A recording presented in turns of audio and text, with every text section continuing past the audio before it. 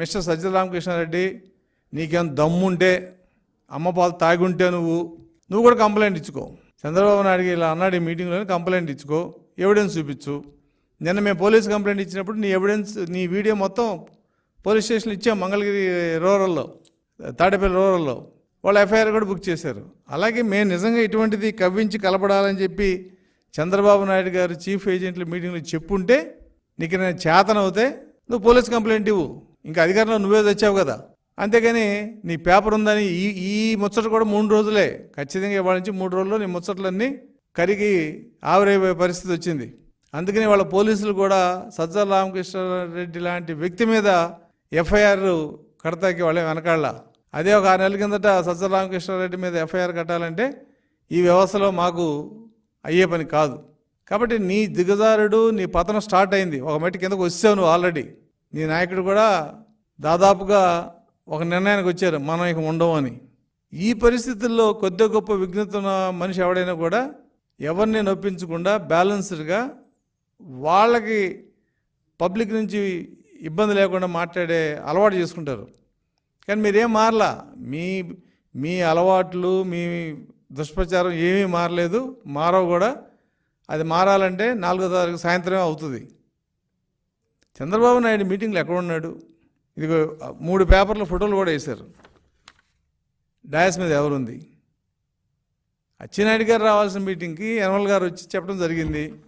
మిగతా వాళ్ళందరూ కూడా ఒక్కొక్క సబ్జెక్ట్ మీద ఒక్కొక్క గంట, అరగంట అలా చెప్పారు. 4ంటి మీటింగ్ క్లోజ్ చేసాం. చంద్రబాబు నాయుడు గారు వచ్చి మాట్లాడినట్టు ఎక్కడైనా సోషల్ మీడియాలో వచ్చిందా? సోషల్ మీడియా తెలుగుదేశానికి కూడా ఉంది కదా. ఒకవేళ నిజంగా చంద్రబాబు నాయుడు గారు జూమ్లో మాట్లాడుంటే ఖచ్చితంగా మేము దాన్ని పబ్లిసిటీ చేసేవాళ్ళం.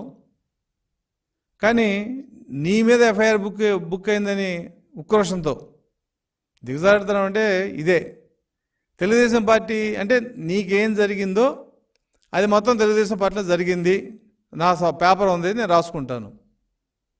అందుకనే ఈ రోజున మరి ప్రెస్ కౌన్సిల్కి కూడా సాక్షి మీద మా అడ్వకేట్ గూడపాటి లక్ష్మీనారాయణ గారు కంప్లైంట్ ఇవ్వడం జరిగింది. పార్టీ తరఫున కూడా ఇంకా మేము వాళ్ళ సోషల్ మీడియాలో కూడా దీని మీద ఏదైనా ఆధారం ఉంటే సాక్షి పేపర్ ఒకటే కాకుండా దాన్ని కూడా మేము తీసుకుని ప్రెస్ కౌన్సిల్కి కంప్లైంట్ ఇస్తాం. ఏదైనప్పటికి కూడా అయిపోయే రోజున ఏదో దీపం ఎక్కువ కాంతిస్తట, అది వీళ్ళ పరిస్థితి.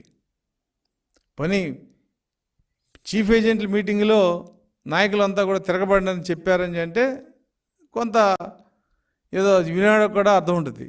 చంద్రబాబు నాయుడు గారు రాని మీటింగ్కి, చంద్రబాబు నాయుడు గారికి ఏమాత్రం సంబంధం లేని మీటింగ్లో ఆయన మాట్లాడినట్టు రాయటం అంటే, ఆ రోజు నువ్వు మాట్లాడింది వీడియో ఉంది కాబట్టి మేము కూడా దాన్ని సమర్థించడానికి అవకాశం లేకుండా పోయింది. నిజంగా రూల్స్ పాటిస్తుందని ఆయన అన్నాడా అంటే వీడియో తీసుకొచ్చి చూపించడం జరిగింది. మరి మేము కూడా ఎక్కడంటే వీడియో చూపించుకో, లేదంటే మిగతా మీడియా అంతా కూడా రాసింది మేమన్నాము. ఎక్కడన్నా తిరగబడండి, లేదంటే నీలాగా రూల్స్ మాకు అవసరం లేదు అని అంటే ఖచ్చితంగా దాన్ని మేము అంగీకరిస్తాం.